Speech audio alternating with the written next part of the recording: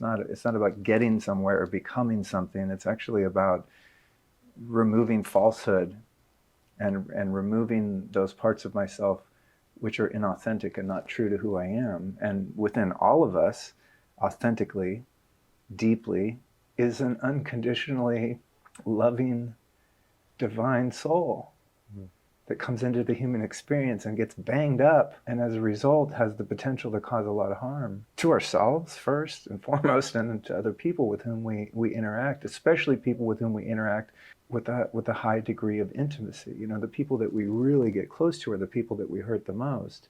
Ever since I wrote my goals down with the pen, my dreams and reality have both been blending in. I just hope that in the end, my debt don't extend me all my dividends. If it did, I'd have to keep pivoting, turn the other cheek and down another dose of it. My dear listeners, today it is my great pleasure to have this emotional conversation with a man who has spent decades in search of the ultimate lifestyle. As the host of the Lifestylist podcast, which by the way has 11 million downloads, Luke Storey brings his listeners thought-provoking interviews with some of the most prominent experts in the field of health, spirituality, and personal development. Raised in a dysfunctional family and battling addiction from a young age, Luke found a way to heal himself and help others do the same. You wrote a letter to someone recently, I heard in your New Year's podcast. It was a months-long process, right? And what was that? You don't have to talk about who it was or what it was, but what was that journey like of writing a letter, you know, of closure to someone from the past? Wow, that's a really great opener. And that is, I would say recently, my most powerful integration process, you know, and it wasn't a letter of closure. It was just a letter of just what my heart needed to speak into a relationship. I mean, it probably doesn't matter who it was for, just a close member of my family, let's just say. I feel like I could say it now that it's been received and responded to and whatnot. But in my life, there have been a lot of situations in which I've set an intention to grow spiritually and make a difference in the world and be a positive force of nature and love, and at times have not wanted to face some of the things that are, I won't say in my subconscious, because if they were subconscious I wouldn't be aware of them, but right. Unresolved issues. You know, it's like a situation wherein that people listening might have had, wherein you had unresolved issues or just things on your heart you wanted to say with someone that you really love, and then they're not there anymore, right? And then people go and leave letters on a grave, right? And I'm sure in the great scheme of things, the person who's left their body is still receiving that message, but I didn't want to live with the regret of having someone in my life that I really care about get older and not express what was on my heart. And why it took so long was that I wanted to be really thorough and honest, but I also wanted to temper my message with some degree of prudence. You know, sometimes honesty might even come from a place of love, but if it lacks that prudence, you can cause harm in the process, right? It's like, oh, I want to share all of my inner thoughts and feelings with this person because I'll feel better if I do so. Yeah. But what about the other party? There was a lot of crafting and recrafting of the message I want to convey, which was, you know, a message of somewhat of just regret, you know, that I wish that that relationship throughout my life had been more consistent, and that there was a sense of grief around that, you know, that in many ways that it had been sort of tragic. There had been a lot of lost time and a lot of misunderstandings too, you know, and so that was part of it. And part of it was really making amends for mistakes that I had made.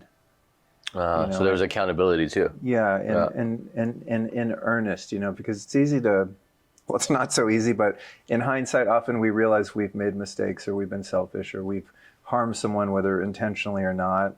And it's relatively easy to acknowledge that on the surface and say, wow, I'm really sorry I hurt you. But to thoughtfully explore the nuances of that hurt and to really own it and make a commitment to change moving forward is an entirely different thing, you know? Yeah, and what about like the response, not necessarily in that case, but in general for people who might be thinking, oh, I need to do that too. Does it matter if there's a response, or is it just, do you think the art and the process of going through what you went through to craft and recraft and put it out there? For me, in any situation like that, any change that I'm trying to implement in my life, whether it involves someone else or not, it's more about the performance that I give. It's more about the actions that I take. And I do my best. I'm not always successful at it, but I do my best to divorce myself from expectations of the result. So it's not like I'm going to write this letter to Frank and pour my heart out and be open and be vulnerable so that I get a letter back saying, yay, good job. Like that justifies. Yeah, or that you're going to write me a letter back saying, me too, here's all the ways, in which I've probably hurt you, or I regret this or that. So no, I had actually, I think, very little to no expectation of any sort of response. That said, I was curious to see how it landed, if it was well received. My hope was that it wasn't going to, as I said, cause any more harm, because sometimes you might be ready for a certain level of depth of truth and just realness, rawness, and the other party might not be in a place in their life where they're receptive to that. But because I was so careful, and it was something that was so thoughtfully crafted, and that the intention behind it was to really provide healing for both parties, and it was just pure love, no strings attached, so it had an element of unconditional love, right? So it's not like, oh, I love you in this this letter, I love you, but on the condition that you respond with applause or an equal message of accountability or anything like that. But the whole point of it, I think, is, for me, and I think this is just really important for all of us who are on the spiritual path, it's really easy to spiritually bypass with very pure intentions. Yeah. Those of us that are interested in spirituality and know that there's something more available to us in our relationship with the divine, God, source, getting back to the truth of who we are, operating from our higher selves, however you want to frame it.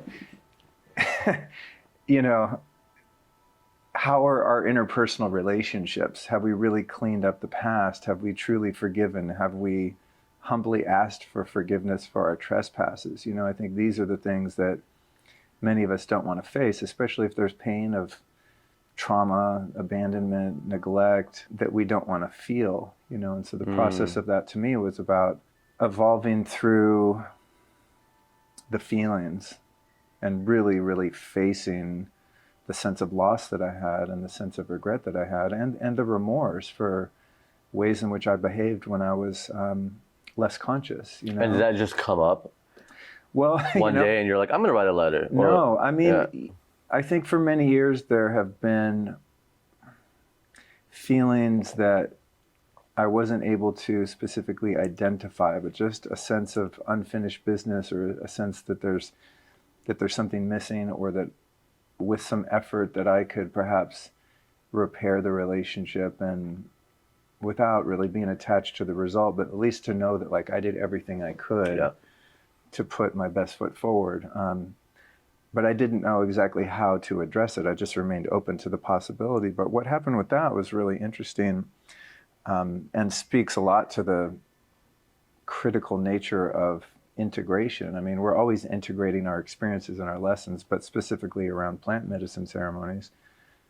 Oh man, I think it's like almost as important, if not more, than the ceremony. Yeah, and I think that's true of all spiritual work. It's like we can have insights, or read a book, or sit with a teacher or a shaman, or wherever those messages are coming from, but it's like, it's not in gaining understanding, it's in gaining understanding and then taking action based on what we've come to understand. And so in that particular situation, it was really interesting because I had no awareness that I was even going to explore this particular area of my life, you know, this relationship. And quite early on in one particular ceremony, I was just flooded with like a, what's the word I'm looking for?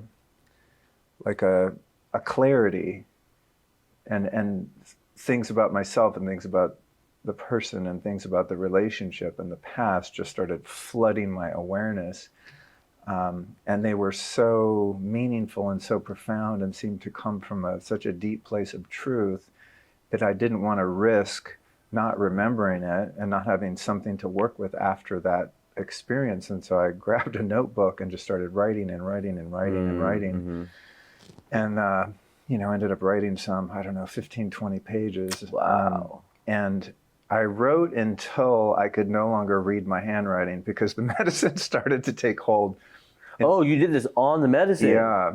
And then at a certain point, you know, the pen and the paper are kind of melding together. You wrote 15 pages on medicine? Yeah. Wow. Yeah. And then I, you know, shared about that in the sharing circle the next morning and made a commitment to the group and to myself that I would indeed deliver that letter, right? Because the integration is, well, I had these realizations, but what am I going to do with it? And that's what required a few months of me not wanting to face it. You know, it's like, oh, I probably can't read my writing. I put it in a drawer. I'll do it later. I'll do it later. And there's a bit of procrastination because, of course, those feelings now need to be also honored and worked through, right? It's one thing to have some insights one night that are extremely powerful in nature and to feel all of that and cry and go through all the different phases of that awareness. But to then, in a waking state, in the middle of a work day, or whatever, to get that letter out and go, oh God, I got to feel this now without the help of a group, without the help of the guides, without the help of, you know, the medicine. No longer being in that medicine state. I mean, I'm, you know, in beta brainwaves, like doing things to stop and take the time. And so I had to use like a translation app and so I could barely read my writing. It took a lot of work to actually craft it. And then there were multiple revisions of saying things in a way that would make the most sense and was concise and also at the same time compassionate. And that took some time. It was a lot of crafting. And then I finally printed the letter and read it again and again. And I thought, okay, this is as wise and loving as I can do. What was the feeling when you actually sent it, put it in the mail, like sent it off, no going back? Both relief and anticipation, right? Even though I had no expectations, or at least did my best to surrender my expectations, I think the anticipation was just around it being understood, right? That was maybe my only expectation, not so much in a reply or an equal letter of, I think at that point it was 20 pages or something. It was a long letter, barely fit in an envelope, you know? Wow. But it was just like, oh man, I hope this lands the way that I want it to land because I'm really trying to do good and to provide healing to myself, to the other party, and to the relationship. So the apprehension was around that. And I didn't hear anything for quite a long time and just had to surrender that and just trust that the time that was needed to be taken on the other end is what was needed. And then eventually got a very brief card back with 3 sentences that said as much as my many pages, you know. And that was a bonus. To just know, like, okay, cool. It landed. You know, it landed, yeah. And these are the important things that I think many of us miss, you know, myself included. It's like, I want to go out and save the world and raise consciousness and all these lofty ideas. Or, you know, many people take to protesting in the streets and, you know, fighting the system and, you know. Yeah. And it's like, man, what about, have you made up with your mom, your dad, your brother, your sister, your ex? Like, have you made things right? Have you cleared your karma?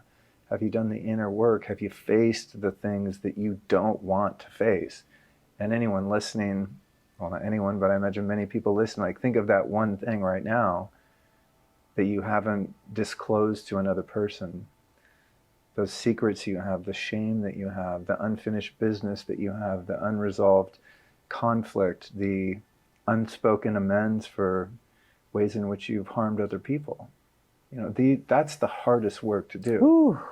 Yeah. But it's the most important work if our goal is to be free. For sure. A few examples just popped into my own head, and I'm like, ooh, yeah. I mean, like, just when you think you've done all the work, there was a few, and I was like, oh, yeah, that would be one that I would have to do. Yeah, it is hard. Yeah, we all have them, man, because we're, even in our best intentions, we're clumsy, we're human, and we evolve, right? I mean, I think about things in my past, and I try to do so with compassion for myself, but ways in which I have behaved at different times in my life are just so mortifying. You know, I'm just such a different person now. And so I also have a compassion and an amends due for my younger self that was acting out of unhealed trauma and unconsciousness. Definitely. And just blind to patterns that I was acting out without having any clue that I was doing so, you know? And so a big part of becoming someone different is to really own and acknowledge who I've been. And there's something beautiful in that too, because that fortifies my commitment to continue to be better, right? If I just kind of like brush it under the rug, I said, I'm sorry, let's move on. Right. Okay, but have I really, really looked from an objective point of view at how my behavior harmed other people when I was less conscious, you know? And when I really look at that and face it and feel the shame and the grief around that, and also the compassion for myself, then the odds of me behaving in those ways again in the future are much lower because of the self-awareness that brings, right? I've identified a pattern, I've identified that behavior, or even just identified the underlying pain that motivated that behavior, right? It's like, why would I treat someone without respect or regard, or why would I be totally self-centered and narcissistic if I've really, really felt the pain of what that modus operandi produces, you know? And in facing and healing that pain, it's like, man, it helps me to walk a line of much more purity, much more truth in who I really am, because the man that I was, the boy that I was so far removed from the truth of who I really am, right?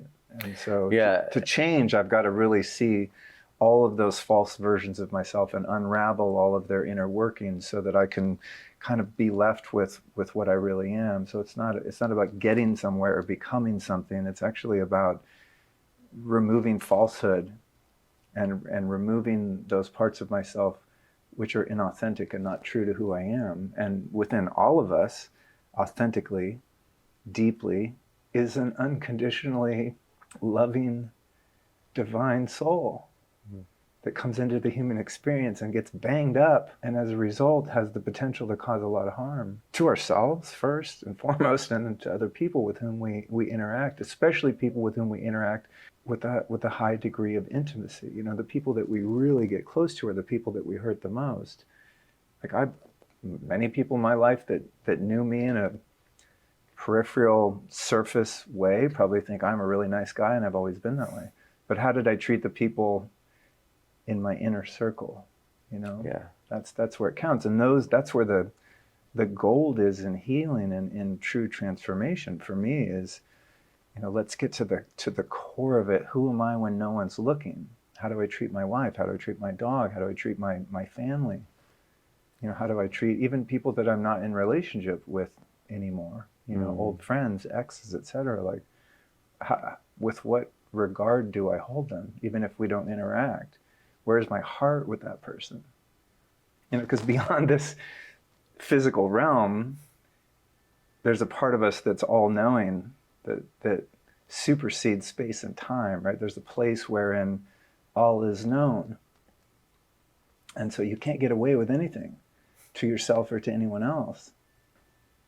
In that place is where the true healing and the true growth, that's where the self-realization exists. It's in the gnarliest nooks and crannies, you know, that's where the magic is.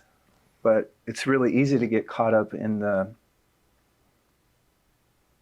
distracting world of fool's gold in the 5D consciousness and the new age realms, and it's all so tempting, right? It's like the path of ascension. Yeah, I want to get higher and higher and higher. Well, in order to get there, I've got to dig my way through the mud down here on earth, you know. Well, that's the real way, right? Because Yeah, some well, people, you like know, the I mean, spiritual bypassing that you were talking about earlier, where maybe it's like it's love and light, love and light, but there's also a lot of hard work, or else everybody would be on the spiritual path. Yeah. It's not a sexy path. It's scary, and yeah.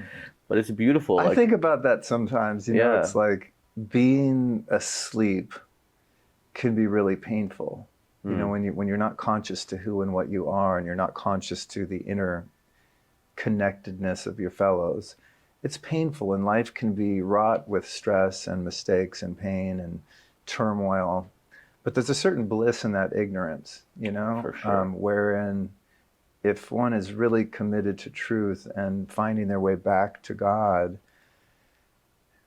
there's so many pitfalls along the way. You know, I mean, yeah, the degree of surrender that's required to get back there, it requires the deepest level of sacrifice. You and it's know? almost even magnified bigger and bigger and bigger if you are on the spiritual path.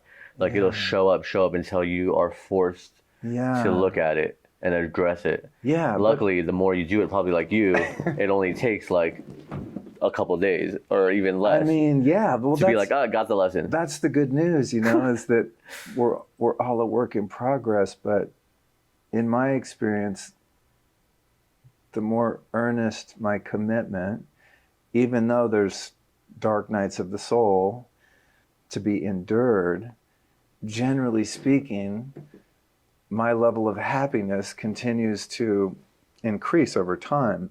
So it's like this graph where you're getting higher and higher. You start doing the yoga, meditating, going to spiritual groups, go to India, sit in ceremony. Whoa, you have these peak experiences, and then you come back to your everyday, normal, human, corporal life, and then you get your ass kicked with a divorce or an illness or the death of a loved one, a letter from the IRS. Those are some of my favorites. And then you think you haven't made any progress, right? But then you apply the tools that you've learned through those past experiences, and you remember, there's something I can apply here. There's a truth that was missing, and you can see where you went astray and become realigned. And even though there's these massive dips, and those dips along the path become much more jarring because of the level of consciousness that you have around them. You're used to feeling really high and great, and you have harmony in your relationships, and you're in flow, and you're manifesting things, and it's all love and light, as you said. And so those moments of contrast really hit hard. But if you look back, or if I look back on like the whole spectrum of growth and realization, it's continually going up, and the level of suffering on the way up gets less and less and less. And I also make fewer mistakes that cause me and other people pain. And then also the mistakes. This is so fun because the mistakes cease being viewed as mistakes, right? Along the way, there's the ability to, even in a moment of anguish, know that there's real value in that experience. And it's not like I'm being victimized by my karma or by the universe or God or other people. It's that, okay, I was in error somewhere on the path here. I became unconscious. And this is a reminder to me of what I'm supposed to be doing here. And anytime, you know, things just randomly happen that don't seem to be advantageous to me, I can actually see, even while it's still painful, even in the dark night of the soul, man, this hurts like hell. This is so uncomfortable. I want to jump out of my skin. Yet there's an inner knowing that there's something in here of immense value. And I don't have to wait until I'm on the other side of the thing to look back and go, oh, I see what the lesson was. Yeah. I can live in the mystery of what the lesson is in the midst of the storm. And that makes life much more dynamic and even fun. Why do some people experience, I don't know, knowledge or salvation or freedom, and then they want to come back and be a guru or be a teacher, and others don't? But in your case, I feel like you've you've gone through such a life experience that now, and people probably really connect with you for that reason, you come back and you share and you teach, like you're like discovered fire and now you're sharing it, Well, I think it's because of the level of empathy that suffering invites into our experience. It's like if you found yourself caught in a burning building and you happen to stumble across the blueprint of the building and you know where the stairwell is and you get out of the building and then you run across the street where there's an identical building and there's some people in there burning and you have the blueprint. It's like you're compelled to offer the blueprint to those who want out. And some people don't want out, and then you have to honor that some people want to remain in the burning building because of the inertia of their character, right? Yeah, and I guess it piggybacks a little bit off of that. It's a kind of off topic, but similar. I'll tie it together, but the sobriety, because you've been very open about that as well. I had dinner with somebody recently, it was like a few weeks ago, and he's sober. And I mentioned something about ayahuasca, and he said, he was like, let me define sober for you. And he kind of said it a little snarky. And he was like, anything that alters your consciousness or your perception. And I said, okay, the reason I ask is that I've met a lot of people at, plant medicine places who have really strong addictions to things, and they leave without them. And they have these transformative experiences. I know you've worked with plant medicines. And he was like, well, I can tell you horror stories from Alcoholics Anonymous, AA, and he says, people who have tried it and they had the opposite effect. And I'm like, okay, well, so I'm totally open to either side, but I was wondering what your take on that is, or what you would say to somebody who's sober. It's such a fun topic, that one. And to just back up to your last question, I know in my own experience, the burning building was addiction. Yeah, right? I figured it was kind of like that. Yeah, and it's not by accident. I mean, within the spiritual context of the teachings of the 12 steps, that the 12th step is about being of service and helping other alcoholics. And you can do that. I mean, if you're 2 days sober, you have the ability to help an alcoholic who's 1 day sober, right? And so there's this sort of golden chain of serviceability that applies. So it's not like one has to have been sober for 30 years to have anything to share. What is your number? Do you keep track? Yeah, I keep track. February 15th, 1997. Wow. So 25 years. Wow. And in the past 4 years, I've done a ton of psychedelics too. And we'll talk about how that works, because that is a huge paradox. And I obviously can't advise what other people are to do. But what happened for me was, because of the work that I do, having interviewed so many brilliant people on my podcast from all walks of life, on the spiritual path and so on, I, like you, started to meet people who were bona fide addicts or alcoholics, for whatever reason didn't go the route that I had successfully traversed, which was go to treatment, go to meetings, really commit yourself to that way of life, which I did for 20 years. But I started to meet people who were sex addicts, drug addicts, just, misguided souls, and had gone and had these peak experiences and never joined any kind of groups and were sober. And that was very interesting to me, because in my, it would have been 22 years of being sober before I ever ventured into the realm of plant medicines. The only way that I knew of that worked, and what worked for me, and what the common wisdom since the introduction of Alcoholics Anonymous in 1935, is that the path to sobriety and recovery, which are kind of two different things as it turns out in some cases, which we can go into later, is complete abstinence. Like, that's the way. Before I got sober, I love smoking weed. I mean, I started smoking weed when I was literally a little kid, like pre-middle school, elementary school. What? I was like, yeah. What? Well, and other drugs too, but weed was like my standby. Pre-elementary school? I'm sorry, middle school. My bad. Oh, okay. When I was 3, I was smoking weed. No, yeah, I'm sorry. Yeah, but Pre-middle school, in elementary school. Still though, I mean, that's pretty early. Yeah. It's a gift to be able to have had that experience and get through it and make it out alive in my 20s. But I always just wanted to smoke weed because that was a medicine that really worked for me and helped to ease the pain of living with my unresolved trauma and other issues. And like, if I could tune out with music and cannabis, all was well. And so I tried for many years in my early 20s to just smoke weed and not drink alcoholically, to not use heroin, to not use crack, the other things that I had become addicted to. And I could never do it because I was never willing to fully surrender to full sobriety. I always was using that one chemical or medicine, really. And then it would always lead me back to the other drugs. And so when you go to rehab, it's like, they're not, hey, take a few Valium if you get edgy. It's nothing, right? And you're encouraged to adopt a spiritual way of life and learn how to live by spiritual principles, which is what I did.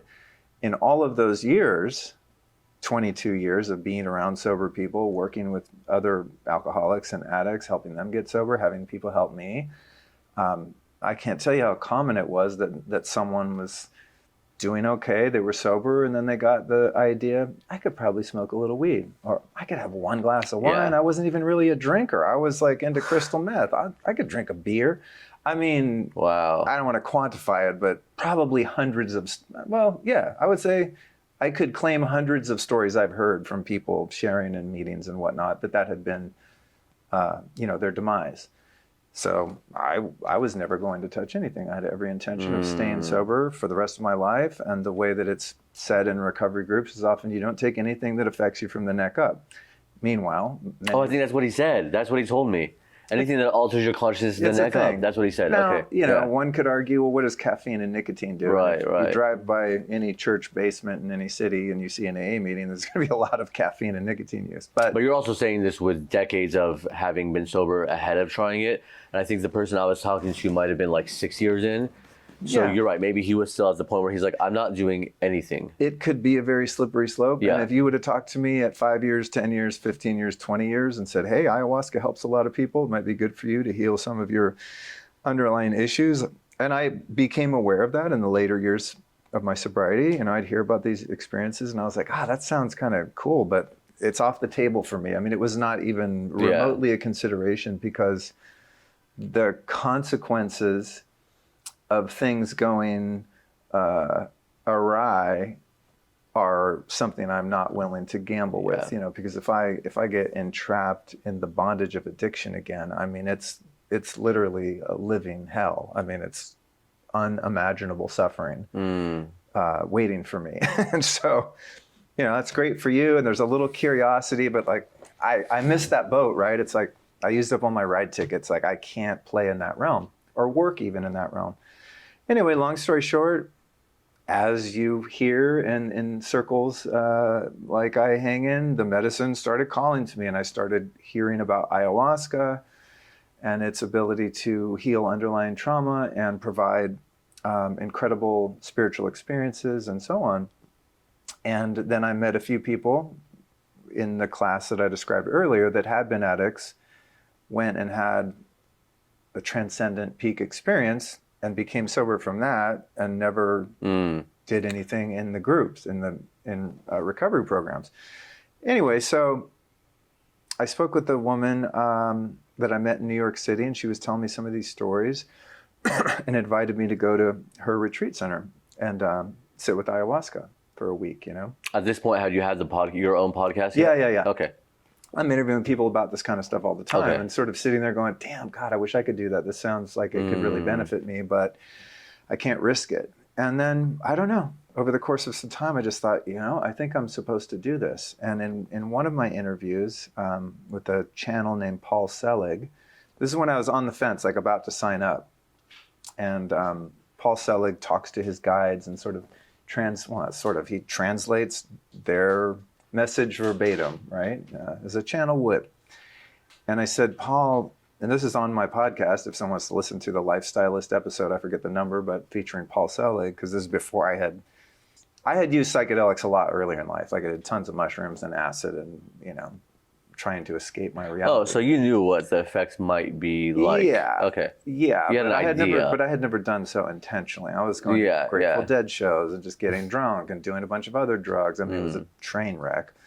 But anyway, I said, Paul, do you feel it'd be appropriate to ask your guides if it would be safe and beneficial for me to go sit with ayahuasca. And he kind of paused and I guess determined that it would be appropriate to ask. And he asked his guides, and then his guide spoke to me through him and said, you know, something to the effect of that it would be safe for you to do so in terms of your sobriety, and that you could very well derive benefit from it, and that you'll also be fine if you don't. And I was like, green light, bought the ticket. Yeah, you know? yeah. I What mean, was it? Well, like not. Yeah, in that moment. What country was it in? Costa Rica. Okay. Yeah, in that moment, the decision was made. Mm-hmm. Yeah, and so, you know, there's so many hours of stories that go into that. But on the other side of that now, I see that there was a lot of reconciliation that I needed to work through internally because of the identification that I had built as a sober person. I am sober. I am a recovering alcoholic. I am a recovering addict. There's construct that had been built, and rightly so, because that's what I needed to make it 22 years, right? I don't think there's anything wrong with that, but knowing that I was about to kind of jump into the deep end of the pool, even in those first couple ceremonies, there was, I had to really work with my identity and how am I going to explain this to people, and am I sober anymore? Is that even a thing? Like you asked me how long you've been sober. In my understanding of myself, I've been sober 25 years because I'm not addicted to anything. Well, maybe nicotine, but I'm not addicted to any of the drugs that I ever did before. I've never done any of the drugs that I did before. I don't drink alcohol. Yeah. So I'm just as sober as I ever was, despite having quite a lot of experience with a lot of different medicines in the past 4 years or so. But there was a moment in the very first ayahuasca ceremony that was just so awesome. And I'm sitting there kind of having these thoughts, having just drank a couple cups of ayahuasca, sitting on my mat, meditating, just got some hape shot up my nose and was just going, what the fuck am I doing? Luke, are you cool?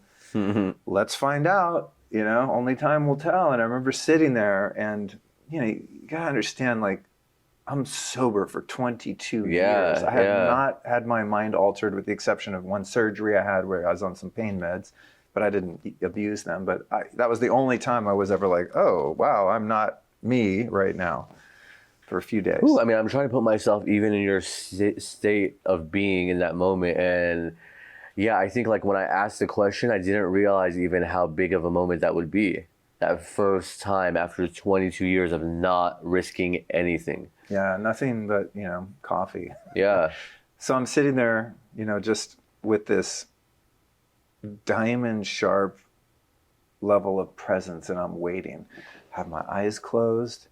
I'm sitting up on my mat. I'm breathing slowly, and I'm just waiting for the first sign that something is different, right? And I just actually felt very still and very expansive, just like one would feel in just a deep meditation, a lot of spaciousness and just empty, just waiting in the dark. And then like a freight train. Wow. It's just, and I'm sitting there going. Is everything flashing? It's just like the visuals, you know, start to kind of creep up and I'm like, oh, okay, something's happening. And then I am just fully immersed in the experience. And it was beautiful. and I mean, it wasn't scary. It was nothing but just the most profound, tangible experience of God that I could ever even dream possible. What makes you tear up now as you think about that? Because it was so liberating. Because I entered into a new depth of trust within myself. And in that moment, in the first few moments, I asked myself that question, am I still sober? What am I now? Who am I now? I just crossed a big line, you know? And really a major leap of faith that my intuition that guided me here was truly my intuition and not some self-rationalization or some games of the old addict trying to, you know, find an excuse, think about because denial is, woof, man, it's powerful with addicts, and myself included. But I asked myself that question, am I still sober? And this inner voice, I'll never forget this, or God, or wherever the voice came from. It's just a thought that emerges that's not my own thought, right? And it said, Luke, you've never been more sober in your entire life as you are right now. Whew. And it was like,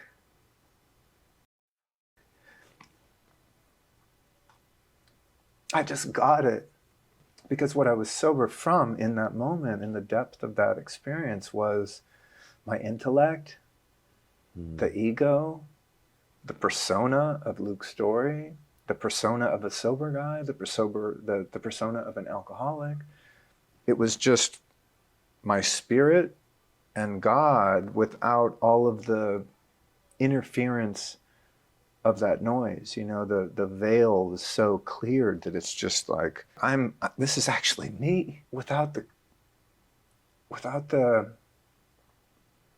obscurity that comes with your normal waking state, you know? And I think, you know, why I tear up and why it was so profound is I just felt so free.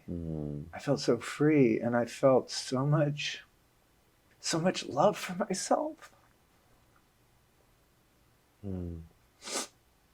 Before that, do you think you were like floating, like just trying to stay afloat, I'm sober. Yeah, I mean, I was doing great. You know, I mean, I turned my life around. I was helping other people. I mean, I had truly been transformed in those 22 years.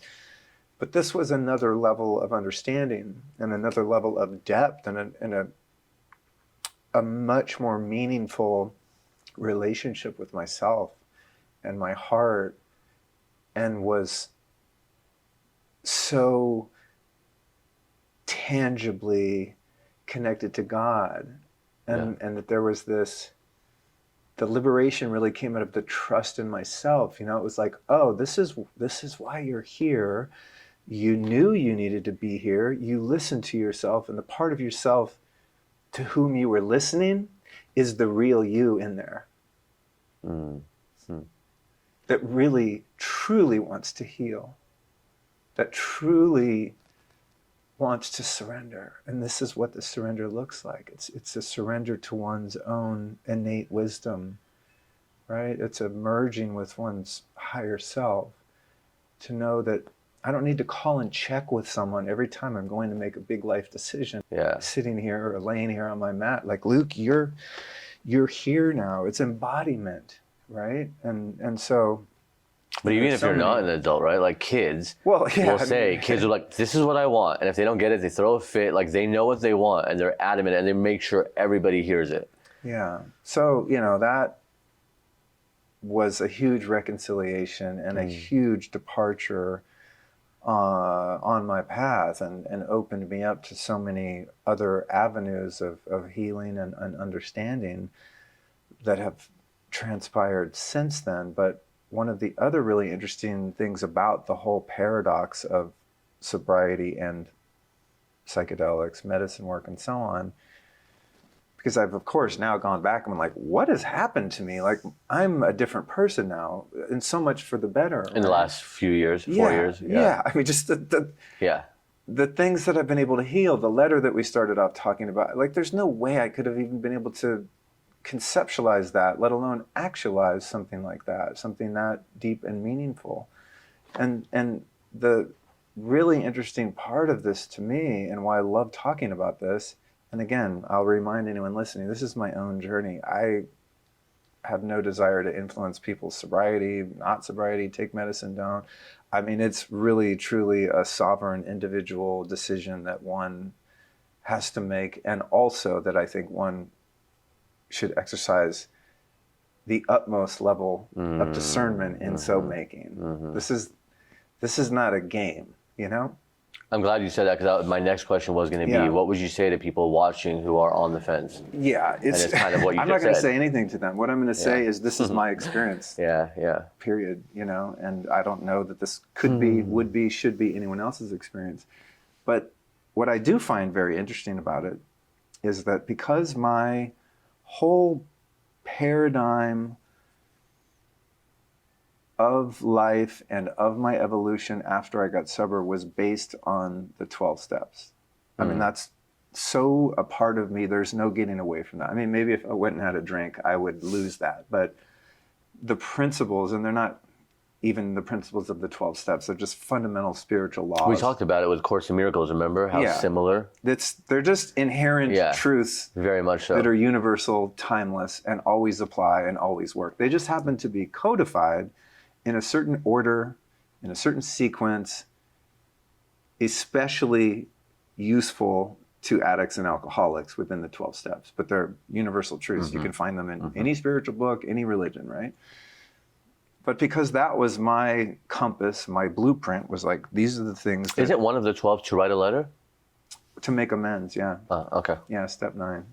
But that's really interesting in that step, and this speaks to the letter. We make amends to those we've harmed. That sounds great. Here's the caveat, except when to do so would injure them or others.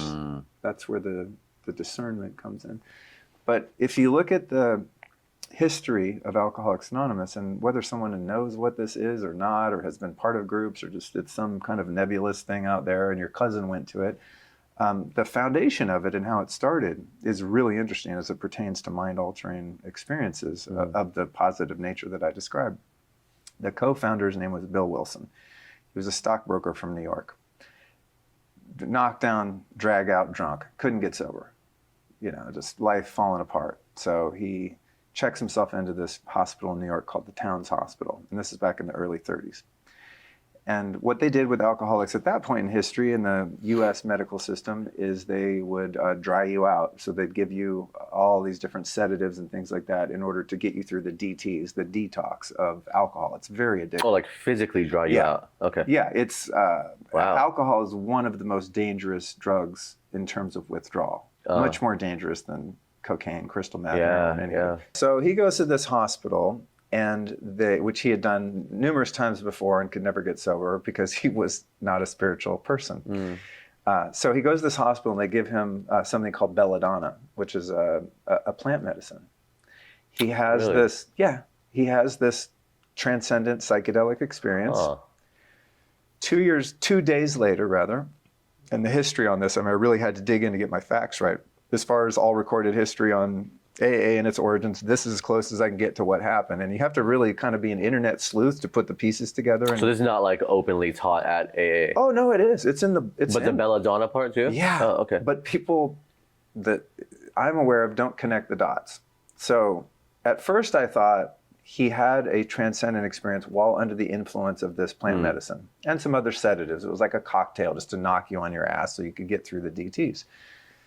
Further research to me revealed that it was about 2 days later that he had the infamous Bill Wilson white light experience that he describes in the book Alcoholics Anonymous, which is the main textbook that Alcoholics Anonymous itself is founded upon. Okay. And in the book, he describes this white light, and it was as if this wind came in from outside, and he describes like an enlightenment experience, essentially, right? This deeply transcendent experience, like one would experience on a psychedelic or plant medicine. And from that moment on, the guy never had a drink the rest of his life. And so the whole, and I'm skipping past a lot of history just in the interest of time, but the whole 12-step model was created to facilitate a transcendent, high consciousness experience for the alcoholic, because the first guy that had it and got sober knew that's what it took.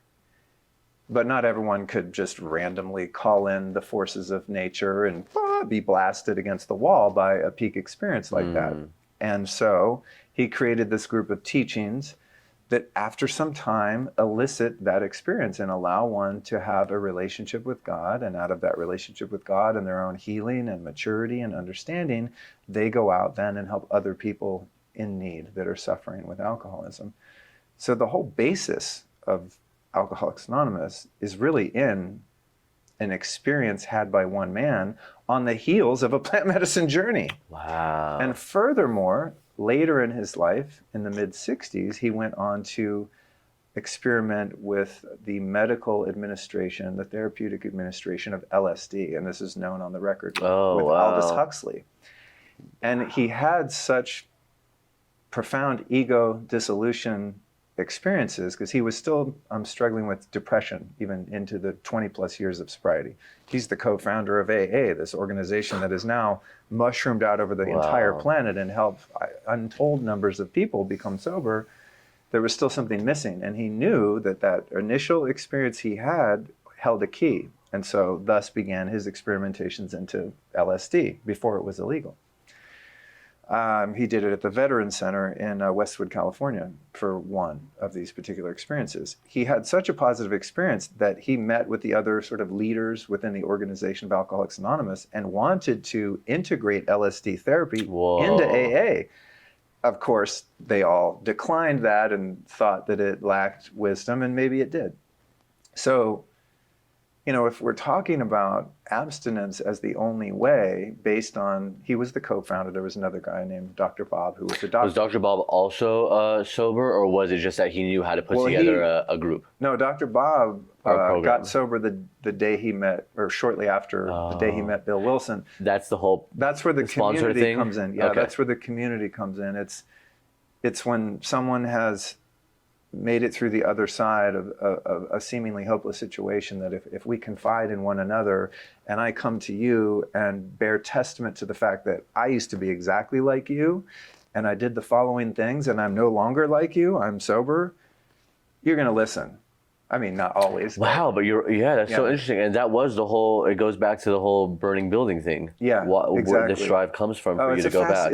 I love these stories. The history of AA is so fascinating. It's so profound. The LSD thing to me is super fascinating. Yeah. And Belladonna, I need to look into. I've never heard of this. So, let's find a Belladonna Shaman. Mm-hmm. I don't think it's something that's in use. It's kind of a folk medicine. But anyway, I said all that to say, again, just because you're sober, I don't think you should go do psychedelics, okay? Okay, yeah. But it's a very interesting conversation, because if we're really honest about the historical record of the origins of this incredibly powerful worldwide set of teachings, it's an inconvenient truth that those teachings also included some of that.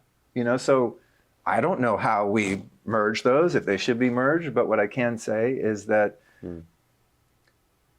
it's widely known, and not just in Alcoholics Anonymous, but it's called a religious conversion experience. I mean, in antiquity, that's kind of what it was known as. The book Varieties of Religious Experiences by William James, a really famous, very hard to read book. What's it called? The Varieties of Religious Experience. Okay. He speaks of these transcendent religious experiences wherein someone was a drunkard or a criminal or a lot of saints, by the way. A lot of saints were drunks and cheating and adulterous, and then bam. Yeah, so it makes sense that if one is stuck, if one is hooked in destructive patterns of feeling, thinking, behaving, that a peak transcendent experience could unlock something within them that could set them free onto a path of healing and fundamentally change who they are.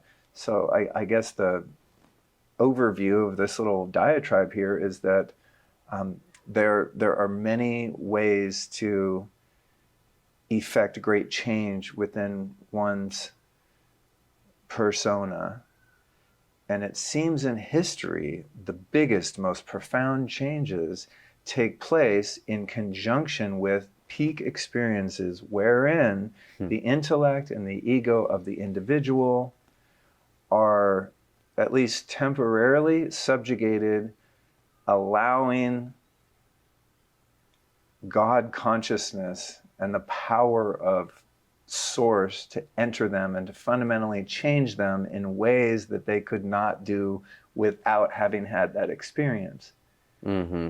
So perhaps in the future of the realm of recovery, people will start to seek out many different ways to have these experiences, some of which might include plant medicines or psychedelics. However, and I know this is a long answer to your question, but it's really important work, I think, for all of us to explore. Because this is a huge problem. Addiction is a huge problem. I forget that because it's not a problem for And me. not just in your way that you had. Yeah, well, You yeah. know, I mean, like there is addiction to sex, addiction to pornography, addiction to a person, codependency. absolutely. So many. So people. That's why I think it's important. I've never been addicted to a sub. I've never even done a drug in my life, other than, you know, like you said, nicotine, marijuana, like coffee is a drug, right? I've had that. You know what they call people like you? Smart. I don't know though, because like, you know, I heard you talking about the Zen mist, and I'll tell you, like, even though I'm not addicted to other things, that I will consider an addiction because I can't have it in my house. I'll do it 20 times a day. Yeah, I'm with 20 you. times a day. When I did your podcast about a year ago, I remember it being across the room, and me, I think about 6 times during the podcast, I looked at it and I was like, I want it so bad right now. Yeah. And so then actually, I was telling somebody yesterday, I ended up getting rape, which I have stopped for a while. Which for people who are listening who don't know is it's a shamanic snuff, like a tobacco kind of mixed with herbs. There's different kinds. And I got 2 from a friend of mine, and I bought it from her. It's like the largest size you can get, right? And it's supposed to last, each one probably a few months. I finished both in 10 days leading up to me coming here to Austin. And I just, again, realized, okay, I can't have it. I can't have it. I'll do it if I'm in ceremony. I'll do it. I'm not, you know, it's like your journey, I think, with nicotine that you talked about recently, where you were graceful with yourself, and you're like, you know what?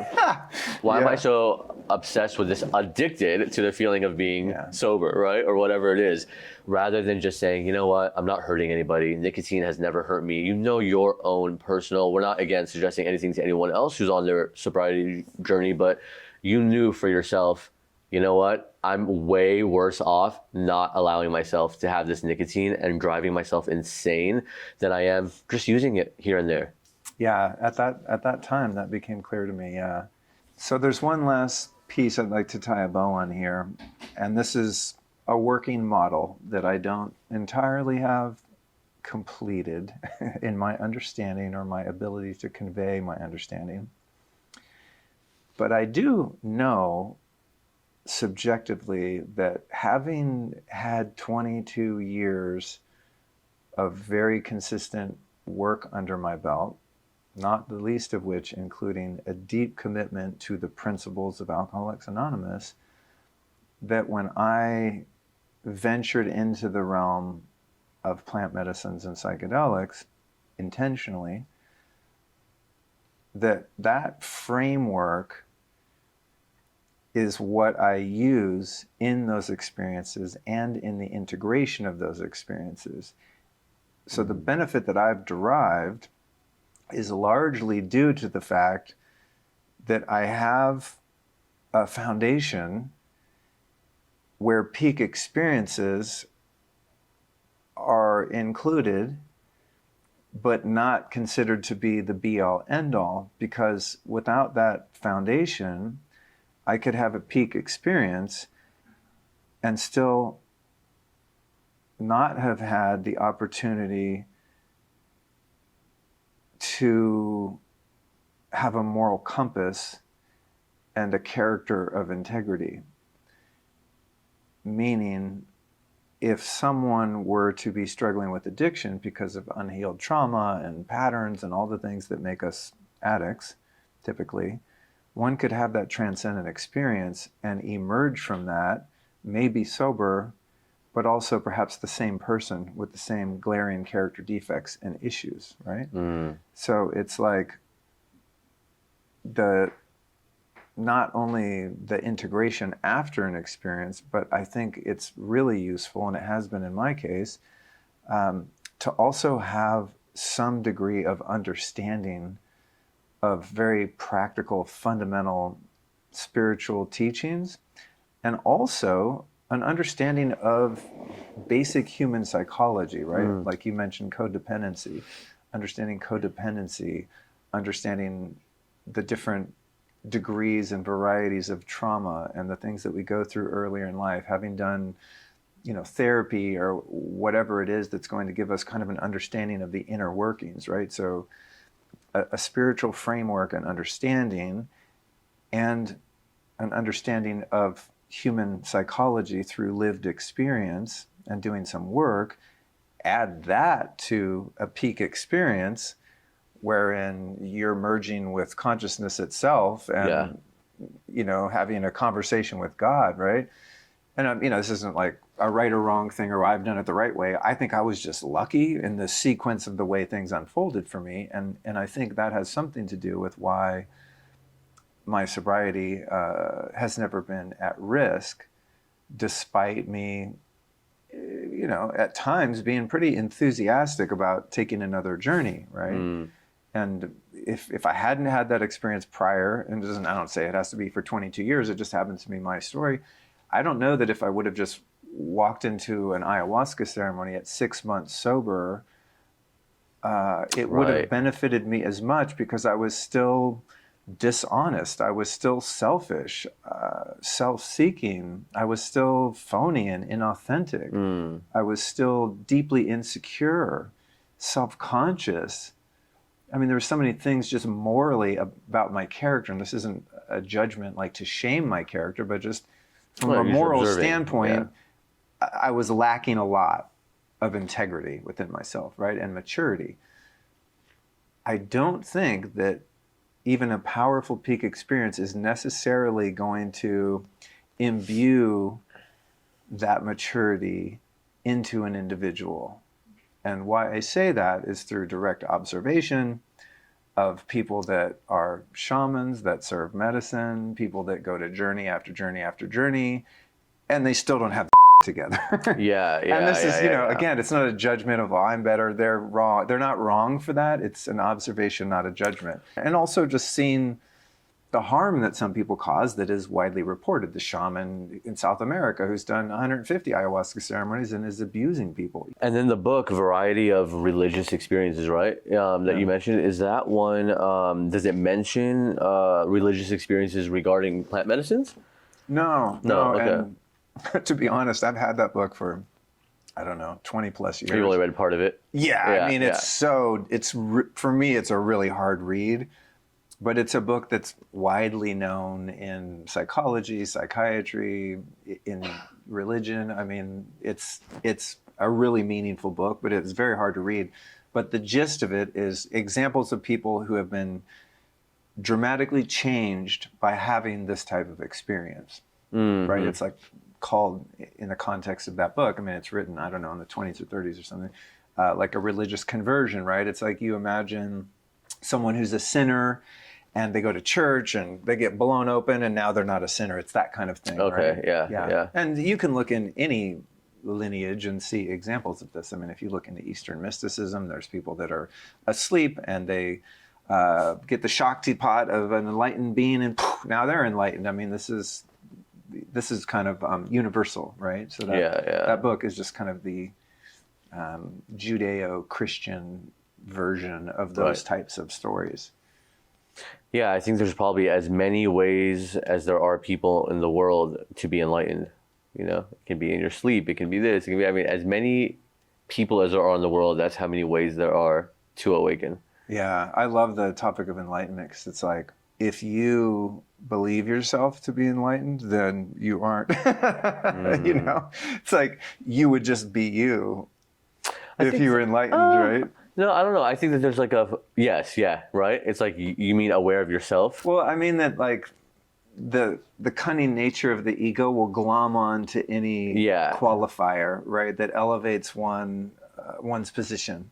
And so it's funny to me, and my ego works the same way. I mean, it'll glom on to anything it can get a hold of too if I'm not mindful of it. But my perception of enlightenment, as we classically think about it, is that the enlightened one wouldn't even know that they were enlightened. They would just be in a state of presence, in a state of understanding,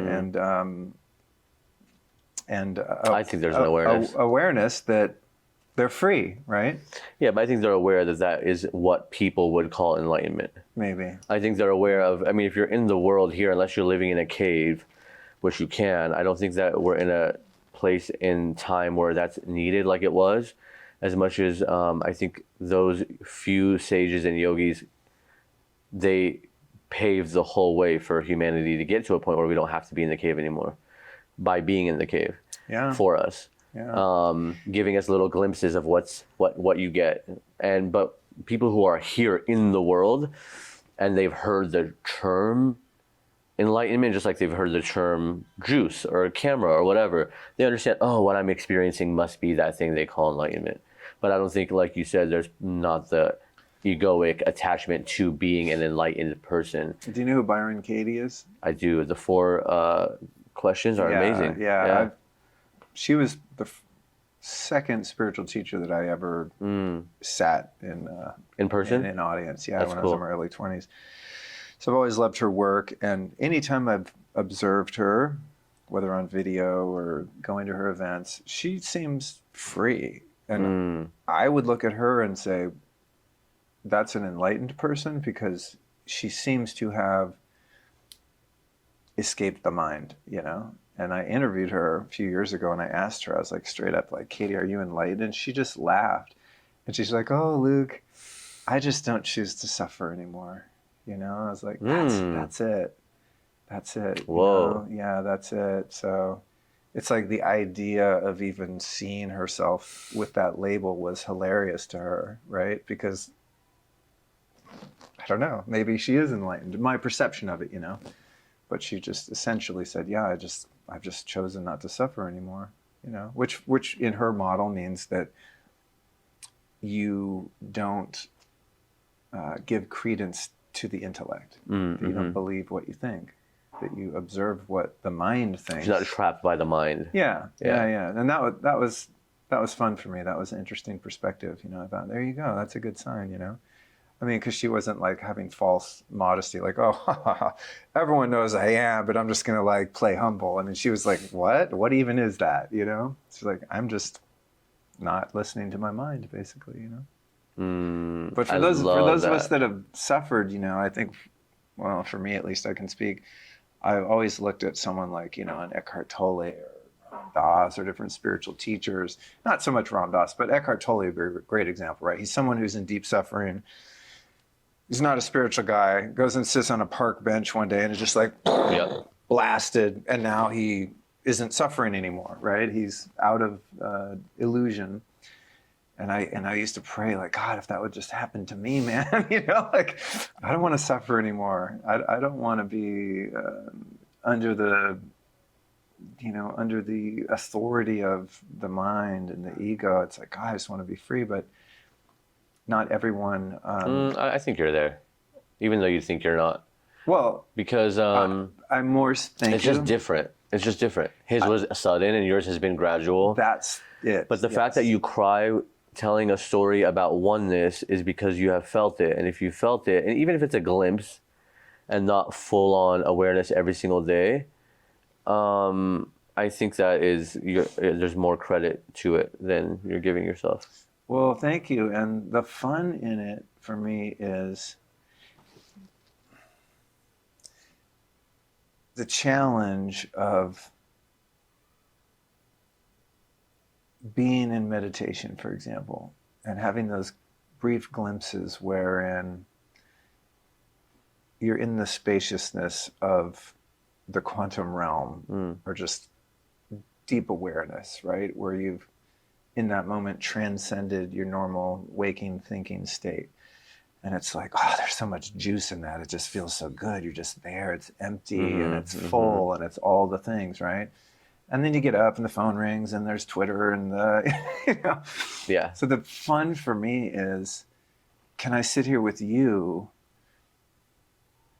and communicate ideas and use the mind for its intended and highest purpose, which is to articulate my thoughts and feelings to share with you and people listening.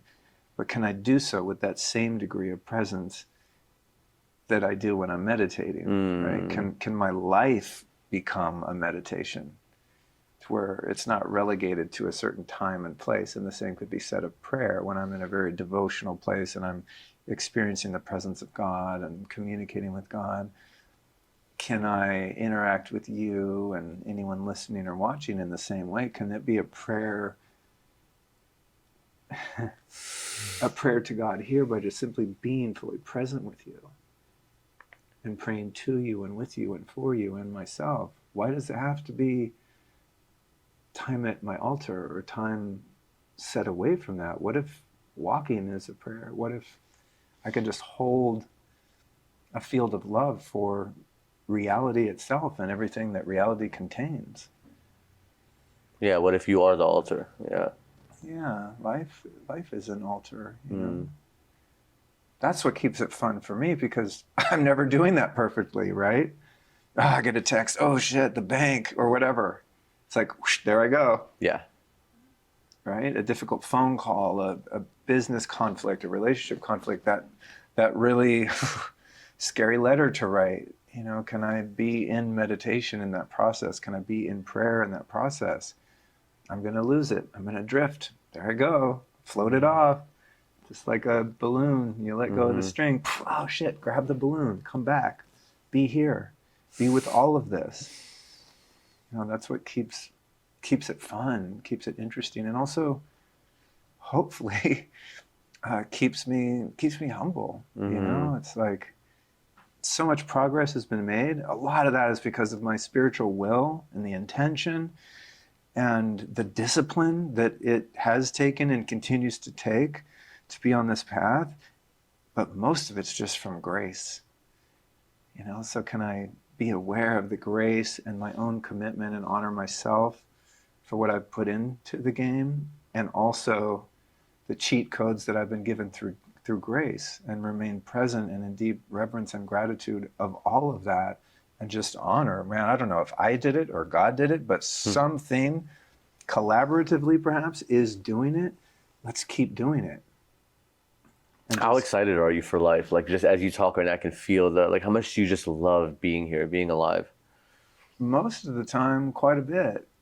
Yeah, there's things about being alive that are challenging, but in the overall context of it, yeah, I want to be here for as long as I can, because so much progress has been made and there's so much more progress to make. You know, if the percentage of time I'm here is held with a certain degree of presence and awareness, and that's increasing, what would it feel like and be like if there was even more of that?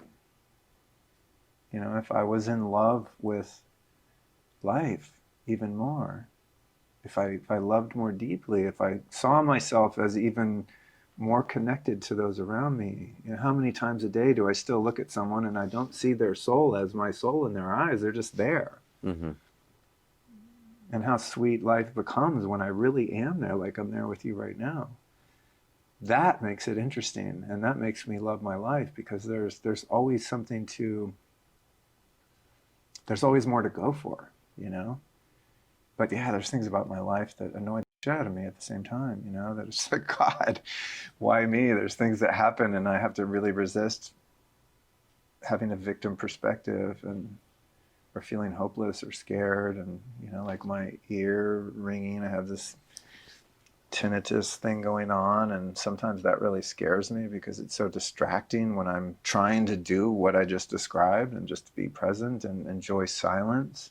How often is that showing up? It's showing up anytime I'm not sleeping. Yeah. And Constant. Yeah.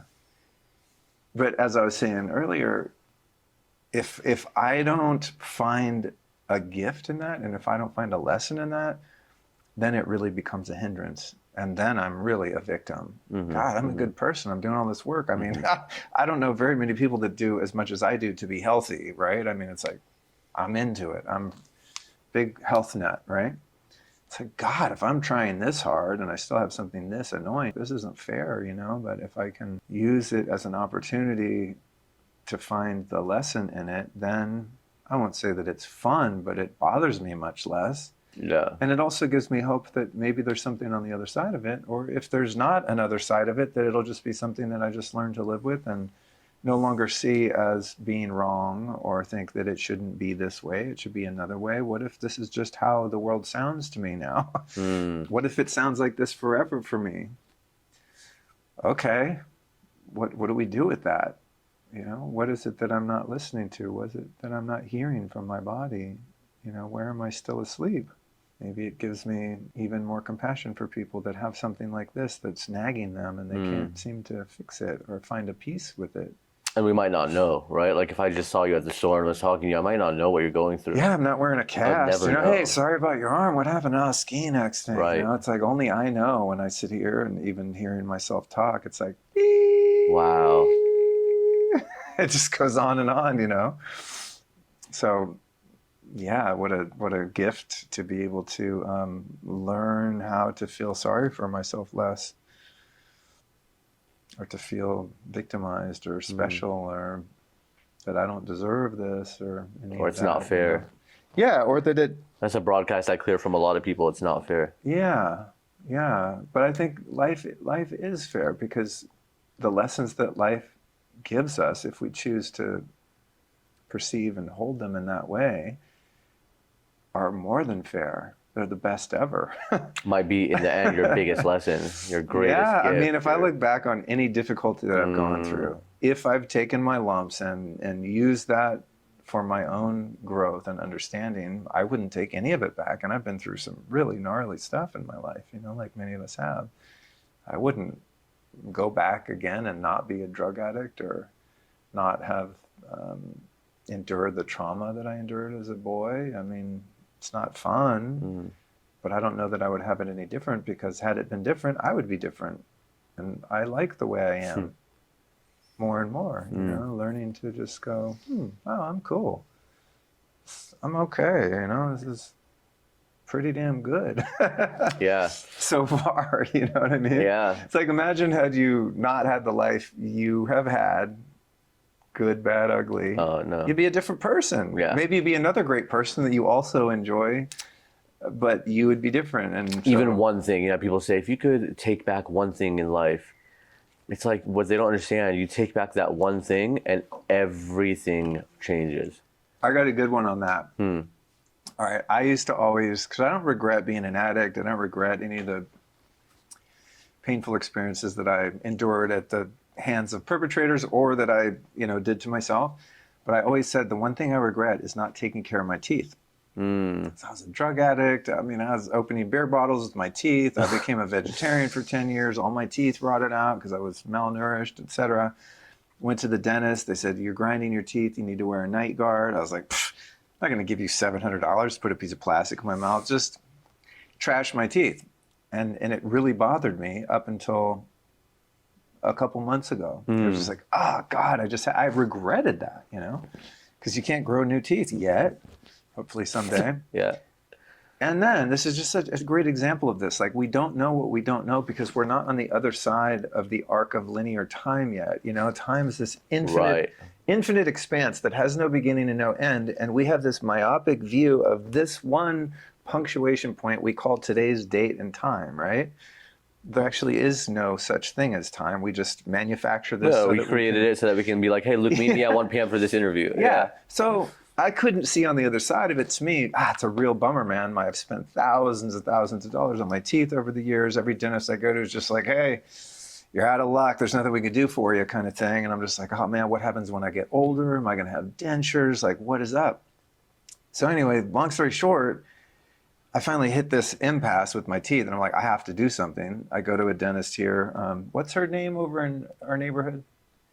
God, she's a really sweet lady. Anyway, she runs all these scans on me because I had a filling missing. And I was like, would you just fix my filling with my old busted ass yellow, trashed teeth? Years of grinding, my back teeth don't touch. I can't really eat food well. I like to eat smoothies and soup just so I don't have to chew it. I mean, I'm in bad shape. And she's like, Luke, I'm gonna be honest with you. I'm not gonna give you a filling. She goes, your bite is in the wrong place. Do you have neck pain? I was like, yeah. She goes, do you have back pain? I said, yeah, for years. I can't fix it. And she's like, your overbite is not normal. And the reason you've been grinding your teeth down to yellow nubs all of these years is because when you sleep, your airway closes because your jaw is not in the right place. She must be functional dentist, right? Or Yeah, no? Yeah. Biological dentist. Biological, yeah. Marilee, first name's Marilee. It might come to me. So she says, the reason you're grinding your teeth is when you clench your jaw, it opens your airways. And so your body's trying to get more oxygen at night. And that's why you ground your teeth down. So my type of dentistry, as brilliant as she is, and my other dentist, Dr. Nunnally and Dr. Owens out in Marble Falls, they're great biological dentists for people that have working teeth. She said, you need to go see a specialist. You need to fix your bite. Lucky and unlucky for you, you don't have any tooth matter left to fix. So I'm going to recommend that you go to someone who rebuilds your bite and your jaw and gives you all new teeth, crowns, veneers, and that's called a whole mouth restoration. It's like if people that get in an accident, right, a car accident, all your teeth get blown out, like you just get all new fake teeth, like porcelain teeth. It was that extensive? Yeah, but going back to we don't know. So I go see this dentist here, Dr. Winters, here in Austin. Shout out to Dr. Winters, brilliant guy. He's been doing. Lady is Sanford. Yes, Marilee Sanford. Thank you, thank you, honey. She's great also. But admittedly, she was honest, and had the integrity to be like, I can't help you with what you have going on. You need to see this type of dentist. Yeah. So I go see this Dr. Winters. They do all these very sophisticated computer model scans on me, the CT scan, the whole thing. And he's like, brother, your lower jaw is not in the right place in order for you to be functional and healthy. And this is causing all these problems with your ears, your skull, your neck, the whole chain of your system of bones and joints is jacked up because your jaw is impinging all of these nerves behind your ears and in your cranium, and you're screwed whether you do this with me or not. I'm just telling you the reality of what it is. So I really liked him, the information he shared.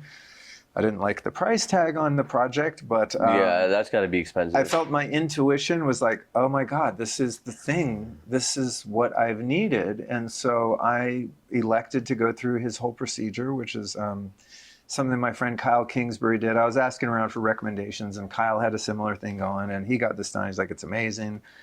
So, that regret that I had now is replaced by, this is awesome, because once I buy all these aren't the new teeth, by the way, these are like plastic orthotics that move your jaw.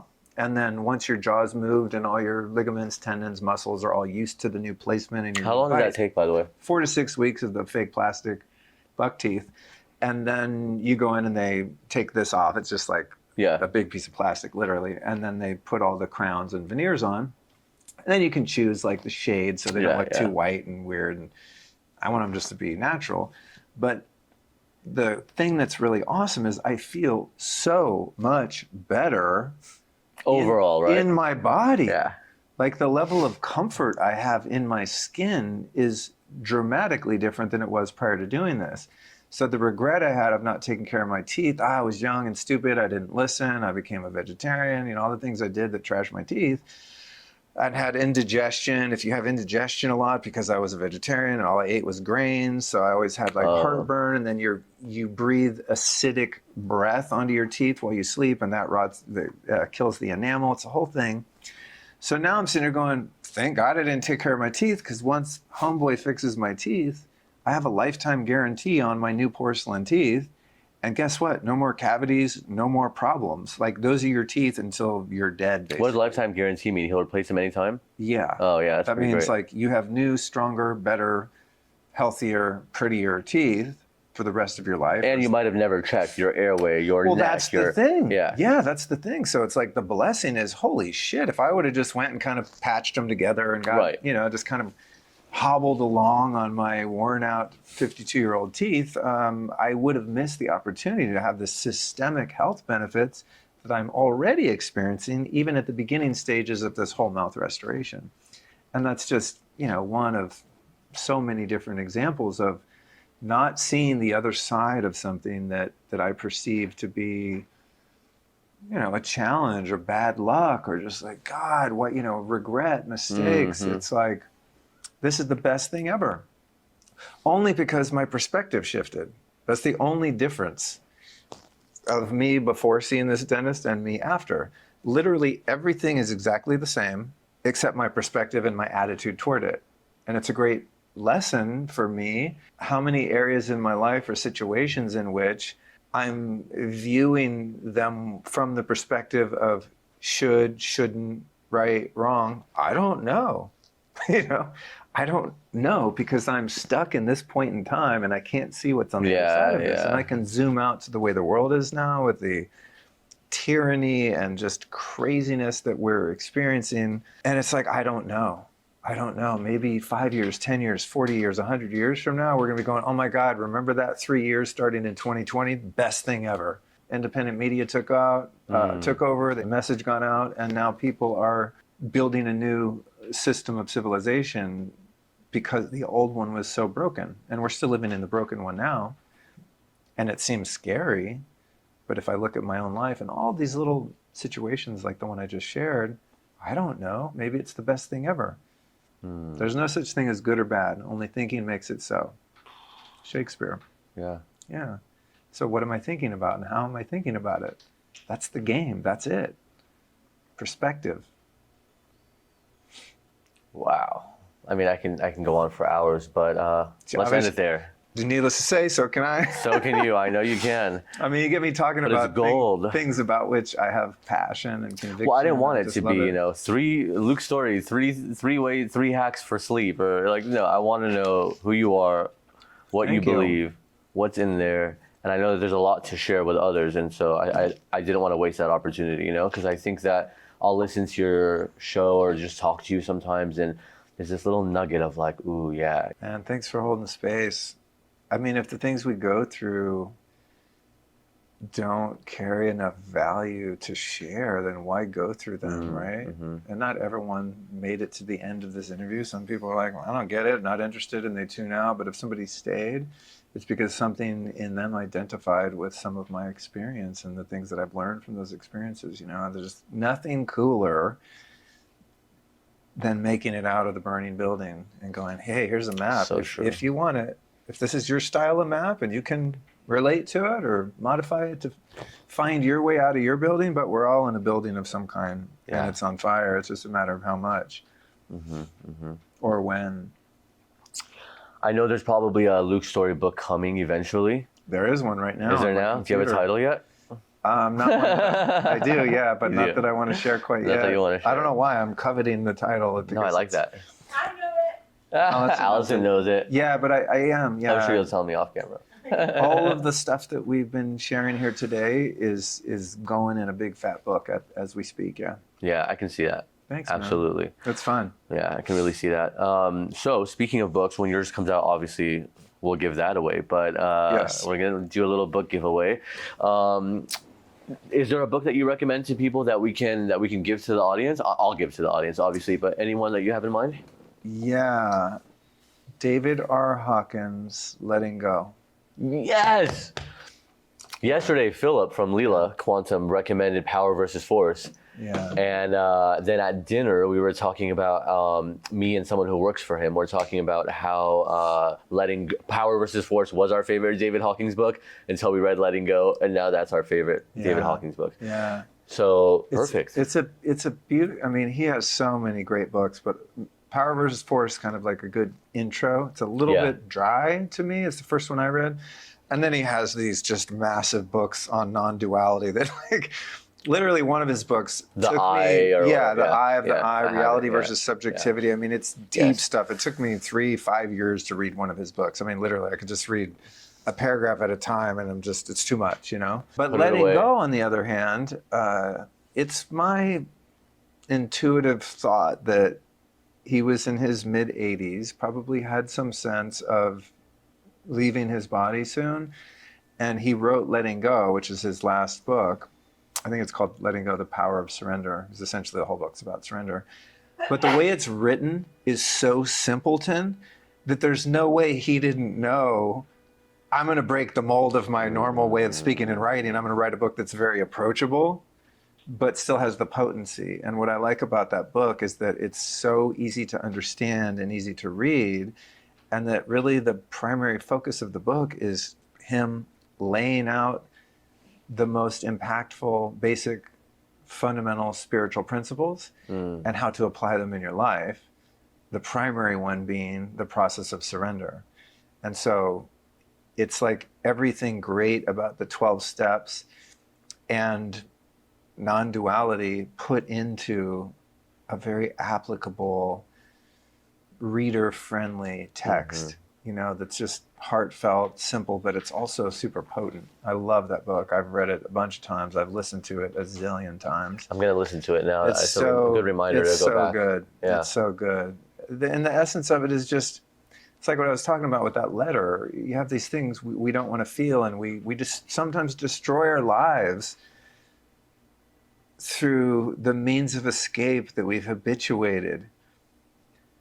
And the way around it is through it, and that's what that book is about, is like feeling your life completely. And that if you're experiencing limitation and what you would label as negative emotions, that literally the fast way out of suffering is by going into the suffering. I think he describes his own suffering in that book, if I remember. It's like his own agony. Totally. Yeah. He was a fascinating guy. I went to see him speak a couple of times in Sedona. And he's my all-time favorite spiritual teacher. I mean, beyond. Wow. Because he's one, sorry, I know we're at the end here, but I get take your time. So pumped about this guy. But so far, he's the only spiritual teacher that I haven't just gone through a season with and like benefited and then kind of moved on, right? There was like the Eckhart Tolle years when The Power of Now came out. I was like, whoa, you're not your mind? What? And it was, I gained so much from his teachings. I went to see him speak. I mean, I was like a Tolle devotee.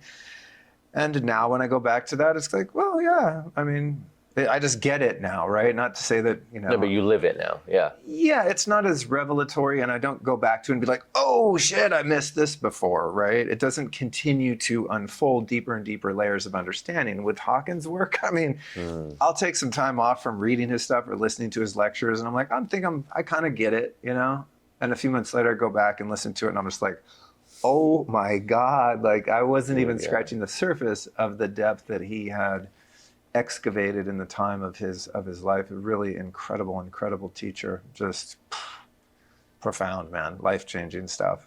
Yeah. I'm so grateful you recommended that one. I can't wait to give that to people because I've been wanting. It's now like you're like the third person to bring it up in the last few days. I've read it, but years ago. Yeah. And it's on my nightstand, and I haven't touched it in years. Yeah. So I'm gonna go back and read it too. Yeah, it's a great gift for your people. Yeah. And also, I just recommend in closing, and I swear this is the last thing I'll say.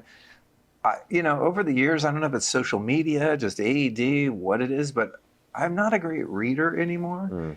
And I think that's partly because I've listened to so much audio for so many years. I kind of just want to get to it and just take it in. Maybe I'm just a more auditory learner. That might be part of it.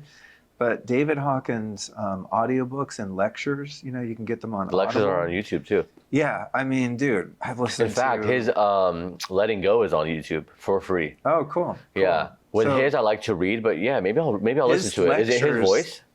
Yeah, Letting Go is not, because they recorded it after he died. But he has, Nightingale, Conant lectures and stuff that he was doing back when they were like on CD and cassette tapes, probably before that. But I've found from listening to him over and over and over again, I've derived maybe even more benefit than from reading, because there's a certain energy transmission that's present on recordings that is felt and experienced in a different way than reading words and ink on paper.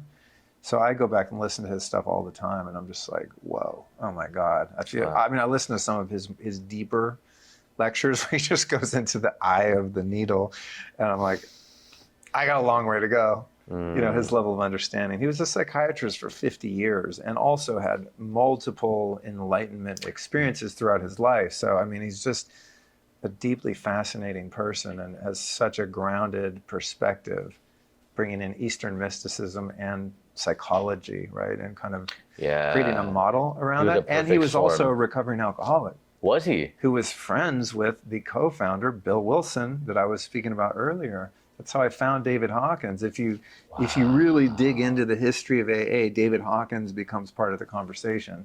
And that's how I found his work.